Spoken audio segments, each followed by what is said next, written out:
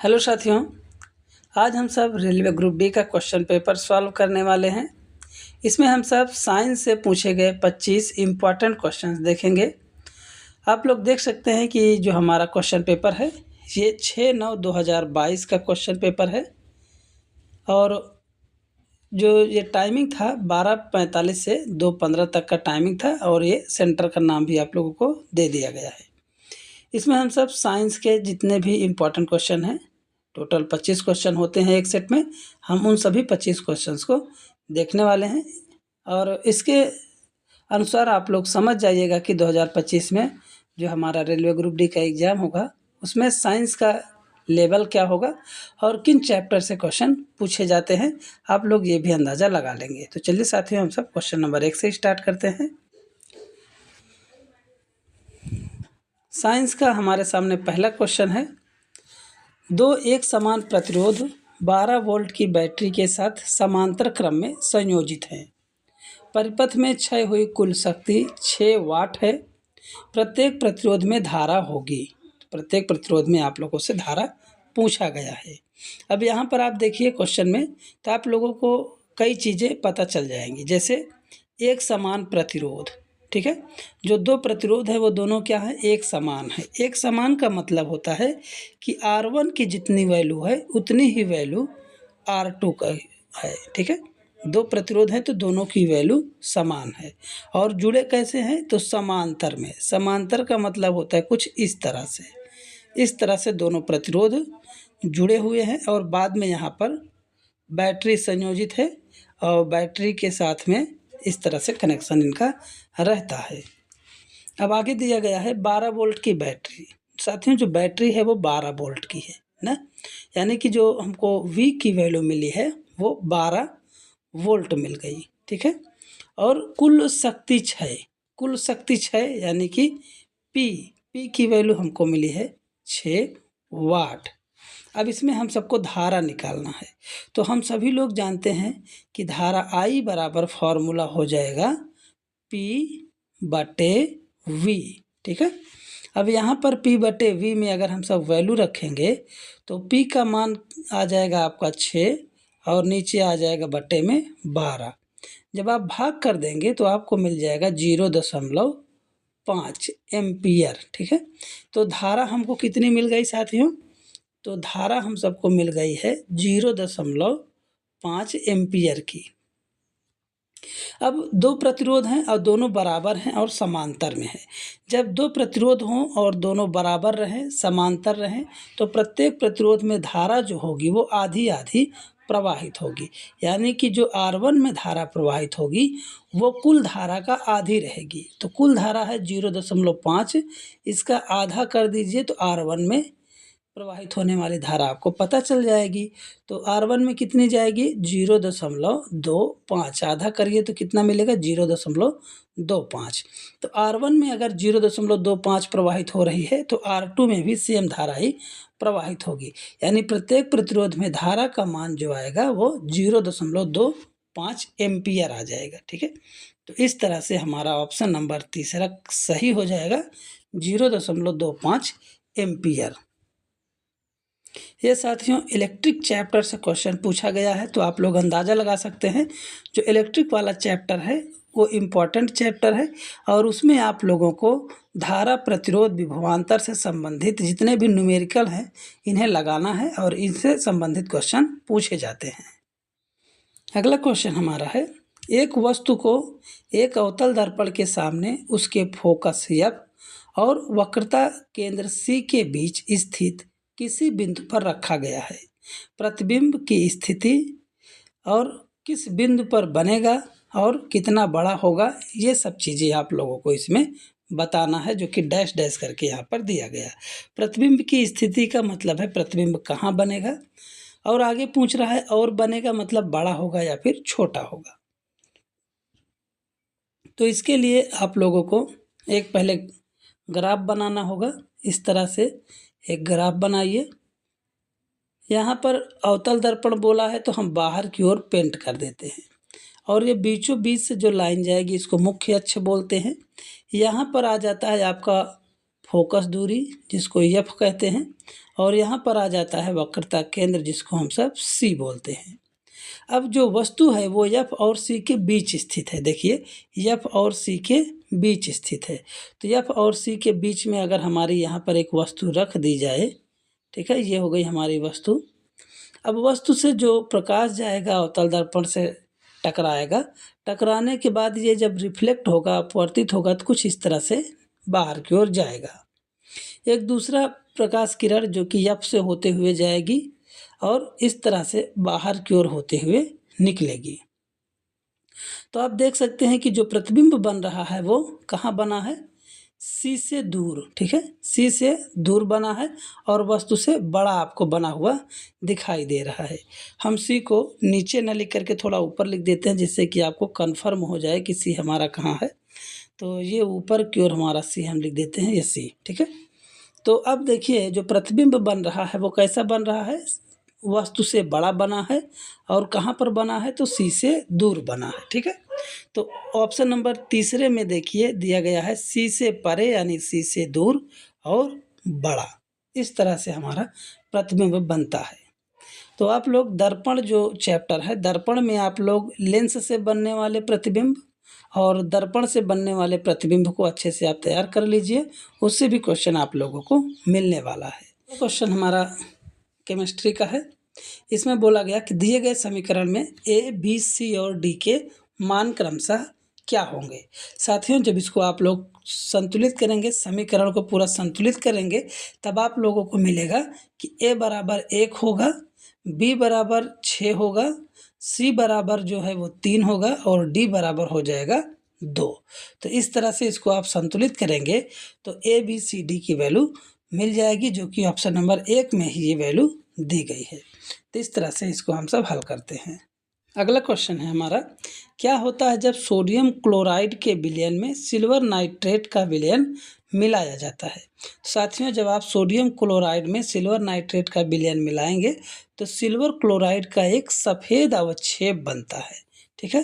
क्या बनेगा, silver chloride का एक सफ़ेद अवक्षेप बन जाता है। तो इस तरह से आप लोग देख सकते हैं कि रासायनिक समीकरण से आप लोगों को 2 क्वेश्चन मिल गए हैं। तो आप लोग रासायनिक समीकरण से संबंधित भी क्वेश्चन तैयार करिएगा।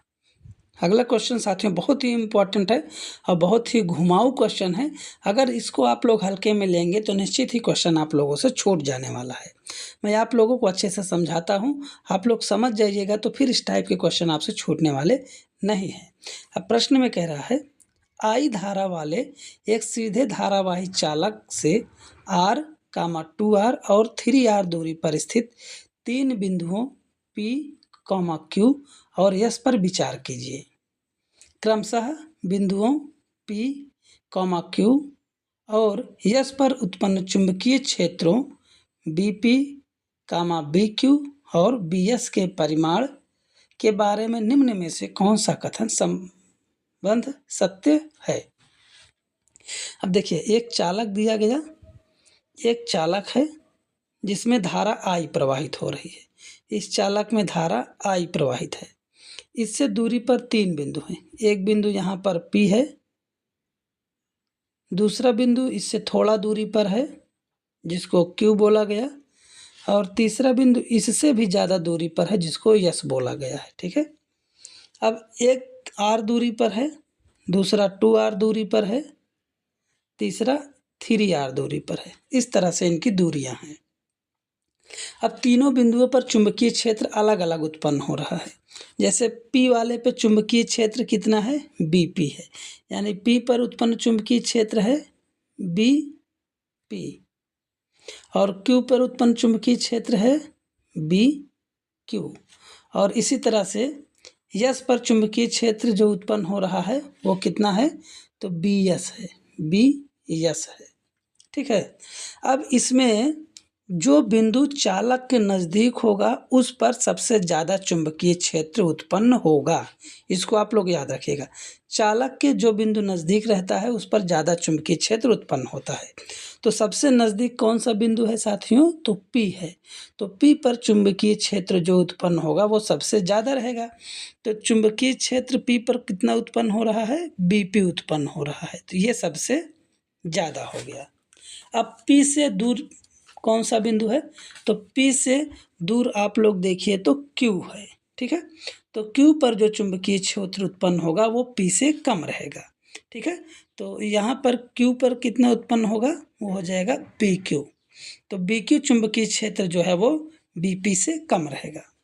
और सबसे दूर पर कौन सा बिंदु है, तो सबसे दूर पर है S, और S का चुंबकीय क्षेत्र जो होगा वो सबसे कम रहेगा। तो सबसे कम रहेगा BS, ठीक है, सबसे कम हो जाएगा BS, ठीक है। तो इस तरह से आपका जो ऑप्शन बनेगा वो हो जाएगा BP सबसे ज़्यादा, उससे कम BQ और सबसे कम BS, जो कि ऑप्शन नंबर तीसरे में हम सब लोगों को देखने को ये मिल जाता है। तो इस तरह से अगर आप लोग क्वेश्चन बनाएंगे तो निश्चित ही ये क्वेश्चन आपसे सही होने वाला है। और साथियों, ये जो क्वेश्चन है ये चुंबकीय क्षेत्र के चैप्टर से पूछा गया है। विद्युत चुंबकीय क्षेत्र का जो चैप्टर है उससे ये क्वेश्चन पूछा गया है। तो आप लोगों को चैप्टर भी बताते चल रहा हूँ कि किस चैप्टर से क्वेश्चन पूछा गया है, तो आप लोग उन चैप्टर्स को भी कंप्लीट करते हुए चलिएगा। अगला क्वेश्चन हमारा जीव विज्ञान से संबंधित है। इसमें बोला गया जीवों में प्रोटीन निर्माण के लिए सूचना स्रोत क्या है। तो साथियों, जीवों में प्रोटीन निर्माण के लिए सूचना स्रोत जो है वो राइबोसोम होता है, राइबोसोम। इसमें DNA दे दिया गया है, ये गलत है, इसका करेक्ट आंसर होगा राइबोसोम। तो ये आप लोग याद रखिएगा, जीवों में प्रोटीन निर्माण के लिए जो सूचना का स्रोत रहता है वो हो जाता है राइबोसोम का। अगला क्वेश्चन आप लोगों को देखिए दिया गया है, which of the following statement is not true. Not true माने कौन सा स्टेटमेंट सही नहीं है, आप लोगों को ये बताना है। पहला स्टेटमेंट दिया गया, sodium carbonate is used in making cake. तो सोडियम कार्बोनेट का उपयोग केक बनाने में किया जाता है, जो कि एकदम गलत है। सोडियम कार्बोनेट का उपयोग केक बनाने में नहीं किया जाता। दूसरा statement, sodium hydrogen carbonate is an ingredient in antacid, एकदम करेक्ट है। तीसरा है, sodium carbonate can be use as a cleaning agent for domestic purpose, ये भी करेक्ट है कि सोडियम कार्बोनेट का उपयोग हम सब घरों में सफाई के रूप में उपयोग करते हैं, जो कि करेक्ट है। अगला यानी कि last statement, sodium hydrogen carbonate is use for making baking powder, जो कि एकदम करेक्ट है। ये तीनों करेक्ट हैं। गलत जो स्टेटमेंट है वो स्टेटमेंट नंबर 1 है, ठीक है साथियों। तो आप लोग देखिएगा, जो हमारा रासायनिक समीकरण एवं अभिक्रियाएं हैं उस चैप्टर से भी क्वेश्चन कई सारे हम लोगों को देखने को मिल रहे हैं। अगला क्वेश्चन है, आधुनिक आवर्त सारणी के 118 तत्वों में से प्राकृतिक रूप से पाए जाने वाले तत्व कितने हैं। तो साथियों, जो आधुनिक आवर्त सारणी है उसमें 118 तत्व टोटल हैं। इसमें से 94 तत्व जो हैं वो प्राकृतिक हैं, याद रखिएगा 94। तो 94 तत्व जो हैं ये प्राकृतिक हैं और 24 तत्व जो हैं ये कृत्रिम हैं। इसको भी आप लोगों को याद रखना है, हो सकता है कि अब की बार कृत्रिम आपसे पूछ ले। तो कृत्रिम कितने हैं 24 और प्राकृतिक कितने हैं 94। तो यहाँ पर प्रश्न में आप लोगों से प्राकृतिक रूप से पूछा गया है, तो करेक्ट हो जाएगा आपका 94, जो कि 94 प्राकृतिक तत्व हैं। अगला क्वेश्चन आप लोग देखिए, ये भी लेंस के चैप्टर से दिया गया है। तो आप लोग लेंस और दर्पण से संबंधित जितने भी क्वेश्चन आप लोग तैयार करिएगा। इसमें बोल रहा है, यदि किसी वस्तु को 12 सेंटीमीटर फोकस दूरी वाले अवतल दर्पण के सामने 26 सेंटीमीटर की दूरी पर उसके मुख्य अक्ष पर रखा गया है, इसका प्रतिबिंब बनेगा। अब इसका प्रतिबिंब बताना है कि कितना दूरी पर बनेगा। अब इसमें देखिए, तो फोकस दूरी आप लोगों को दी गई है 12 सेंटीमीटर। तो हम सभी लोग जानते हैं अवतल दर्पण की फोकस दूरी जो होती है वो ऋणात्मक में लिखी जाती है, तो हम लोग लिखेंगे -12 सेंटीमीटर। ये हो गई हमारी फोकस दूरी। उसके बाद दिया गया है दर्पण के सामने 26 सेंटीमीटर की दूरी पर वस्तु है। तो वस्तु की दूरी जो है उसको U से प्रदर्शित करते हैं और वस्तु की दूरी भी हम सब ऋणात्मक में ही लिखते हैं, इसलिए माइनस में 26 लिखा जाएगा। अब इसमें आप लोगों को प्रतिबिंब की दूरी निकालना है, तो प्रतिबिंब की दूरी v बराबर हमको निकालना है, यानी ज्ञात करना है। तब हमारा प्रतिबिंब बराबर जो फार्मूला होगा, यानी v बराबर जो फार्मूला होता है वो हो जाएगा UF बटे में U माइनस एफ हो जाएगा। अब यहाँ पर आप लोग वैल्यू पुटअप करिए, तो वैल्यू पुटअप करिएगा तो U की वैल्यू हम सबके पास है -26, फिर गुणे में फोकस दूरी माइनस में 12, ठीक है, माइनस में रखेंगे 12 और नीचे लिखाएगा आपका U माइनस एफ। तो U कितना है साथियों, -26 और फिर माइनस एफ, तो माइनस माइनस प्लस एफ हो जाएगा आपका 12। अब इसको आप लोग जब हल करिएगा तो देखिए मैं हल करके आपको दिखाता हूँ। तो आपको मिल जाएगा v बराबर, ऊपर मिलेगा 26 गुणे 12, माइनस और माइनस हो जाएगा प्लस, तो हो जाएगा 26 गुणे 12 और नीचे आ जाएगा आपका दोनों को घटाने पर माइनस में 14। आप लोग जब भाग करिएगा तो भाग करने पर v बराबर मिल जाएगा आप लोगों को माइनस में 22.8 आप लोगों को मिल जाएगा आंसर में 28। तो v बराबर मिलेगा आप लोगों को माइनस में 22.28। तो प्रतिबिंब कहाँ बनेगा, 22.28 सेंटीमीटर दूरी पर। तो ऐसा तो ऑप्शन में दिया नहीं गया है कि 22.28 सेंटीमीटर दूरी पर बनेगा, तो ऑप्शन में नहीं है। तो ऑप्शन में देखिए क्या दिया गया, 26 सेंटीमीटर से दूर बनेगा। तो क्या आप लोगों को प्रतिबिंब की दूरी 26 से ज़्यादा आ रही है, तो 26 से ज़्यादा नहीं है, तो पहला गलत। दूसरा 24 सेंटीमीटर दूरी पर बनेगा, तो v बराबर 22 आ रहा है, दूसरे में 24 बोल रहा है, ये भी गलत। तीसरा कह रहा है 12 सेंटीमीटर और 24 सेंटीमीटर के बीच किसी बिंदु पर, तो ये करेक्ट हो जाएगा, क्योंकि जो 22 का मान है ये 12 से ज़्यादा है और 24 से कम है। इसका मतलब है जो प्रतिबिंब बनेगा वो 12 और 24 के बीच में कहीं पर बनेगा, जो कि ऑप्शन नंबर तीसरा सही है। तो इस तरह से भी आप लोगों को क्वेश्चन पूछा जाएगा, करेक्ट वैल्यू नहीं दी जाएगी, इस तरह से राउंडिंग फिगर में एक वैल्यू दी जाएगी जो आप लोगों का आंसर के रूप में देना रहेगा। तो आप पहली बार पेपर देने जाएंगे तो आप घबरा जाएंगे, इसलिए आप लोगों को ऐसे वीडियोज़ देख करके पहले से ही तैयार रहना है। चलिए अगला क्वेश्चन देखते हैं। अगला क्वेश्चन है, निम्नलिखित में से किसे आनुवांशिकी का जनक कहा जाता है। साथियों, आनुवांशिकी का जनक ग्रेगर जोहन मेंडल को बोला जाता है, ये आप लोग याद रखिएगा। आनुवांशिकी का जनक जो है ग्रेगर जोहन मेंडल को बोला जाता है। इन्होंने मटर के पौधे का परीक्षण किया था और उस पर अनेक तथ्य इन्होंने, अनेक फैक्ट इन्होंने बताया था, इसलिए इन्हें आनुवांशिकी का जनक भी माना जाता है। अगला क्वेश्चन है,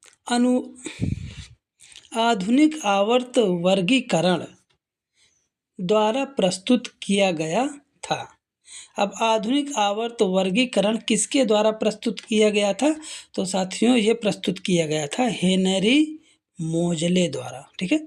जो आधुनिक आवर्त नियम है ये हेनरी मोजले द्वारा प्रस्तुत किया गया था और 1913 में इन्होंने प्रस्तुत किया था, इसको भी याद रखिएगा, हो सकता है कि आगे पूछा जाए। और जो आधुनिक आवर्त है ये तत्वों के परमाणु क्रमांक पर आधारित है, ये भी बहुत इंपॉर्टेंट है, याद रखिएगा, परमाणु क्रमांक पर आधारित है। हो सकता है कि आगे इसको भी आपसे पूछा जाए, तो ये पॉइंट आपको याद रखना है। तीसरे में बोला गया एथेनॉल में 3 कार्बन परमाणु होते हैं, जो कि गलत है। आगे है एसिटिक अम्ल में 2 कार्बन परमाणु होते हैं। तो एसिटिक अम्ल का फार्मूला हो जाता है CH3COOH। अब इसमें देखिए तो कार्बन परमाणु कितने हैं, एक यहाँ पर है और एक यहाँ पर, टोटल कितने हैं, 2 हैं।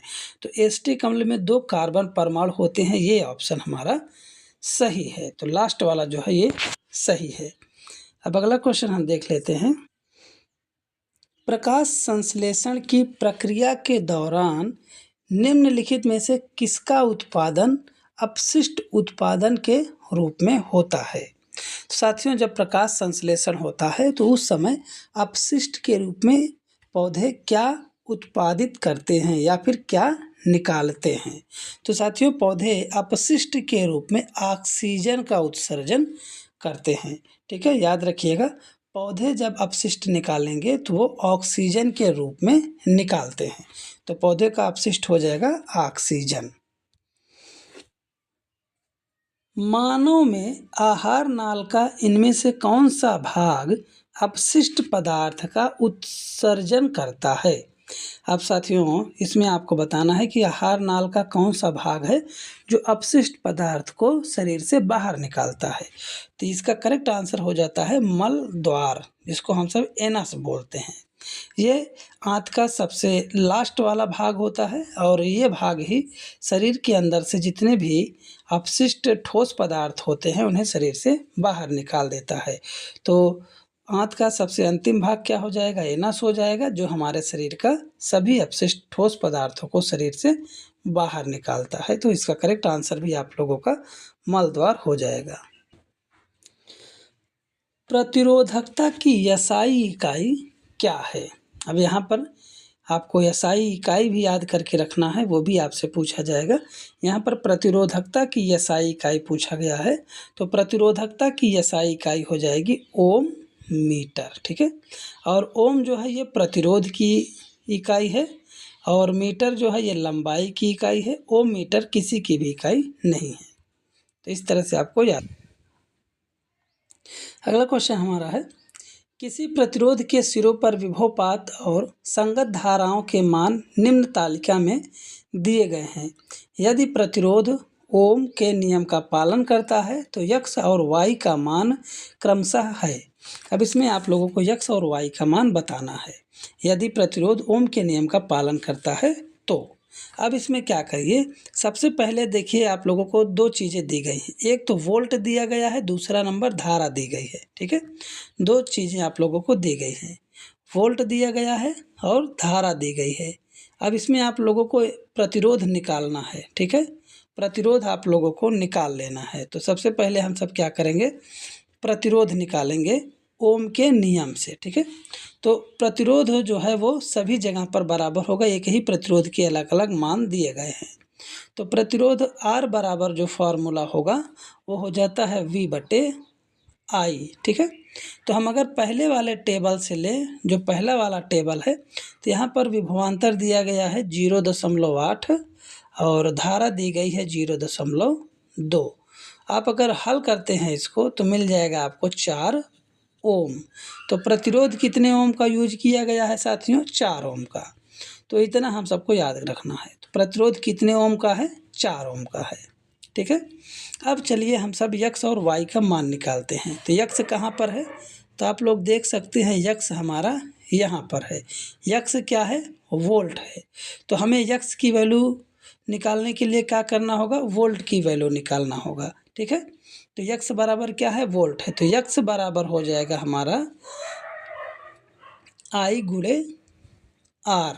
ठीक है, तो धारा हम कितना निकाले हैं? तो धारा देखिए यहाँ पर दिया गया है 0.6। यक्स के नीचे देखिएगा तो 0.6 है, तो धारा दी गई है 0.6 और प्रतिरोध हमने निकाला है कितना? 4। इसको हल करिए तो कितना आ जाएगा? 2.4 आ जाएगा। ठीक है, तो 2.4 यानी यक्स की वैल्यू कितनी आ गई? 2.4 आ गई। इसी तरह से हम सब अब y निकाल लेते हैं। तो साथियों y क्या है? धारा है। देखिए धारा के सामने दिया गया है, जो धारा है उसमें y की वैल्यू है। तो y क्या है साथियों? धारा है। तो धारा बराबर हो जाता है हमारा फॉर्मूला V/R। V/R हो जाएगा जिस। ठीक है, तो v की वैल्यू देखिए कितना दी गई है, तो y में आप लोगों को v मिल जाएगा 4.8।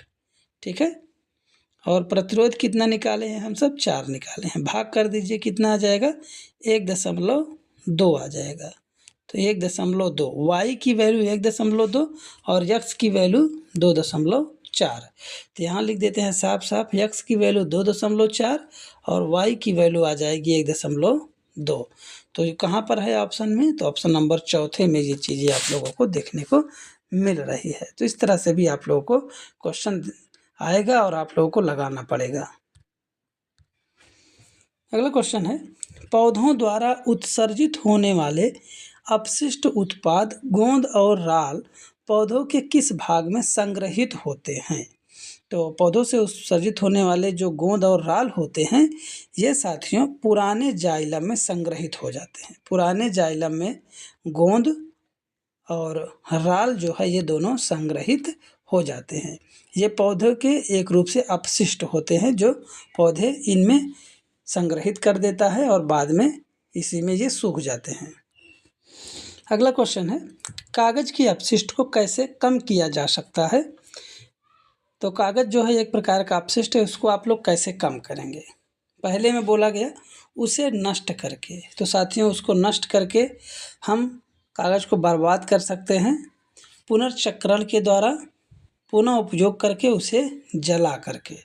तो जलाइएगा तो प्रदूषण उत्पन्न होगा, नष्ट करिएगा तब पर भी वो सड़ के वेस्ट हो जाएगा, आपके किसी काम का नहीं आएगा। अगर उसको कम करना है तो पुनर्चक्रण करेंगे और उसका पुनः उपयोग करेंगे। इन दोनों के द्वारा हम उसके अपशिष्ट को कम कर सकते हैं। ठीक है, समाप्त करने की बात नहीं की गई है यहाँ पर बोला गया है कैसे कम किया जा सकता है। अगर आप उसे नष्ट करेंगे तो वो समाप्त हो जाएगा, जलाएंगे तो वो समाप्त हो जाएगा। लेकिन यहाँ पर समाप्त की बात नहीं की गई है, कम करने की बात की गई है। तो पुनर्चक्रण और पुनः उपयोग के द्वारा ऑप्शन नंबर 2 और 3 करेक्ट हो जाएगा।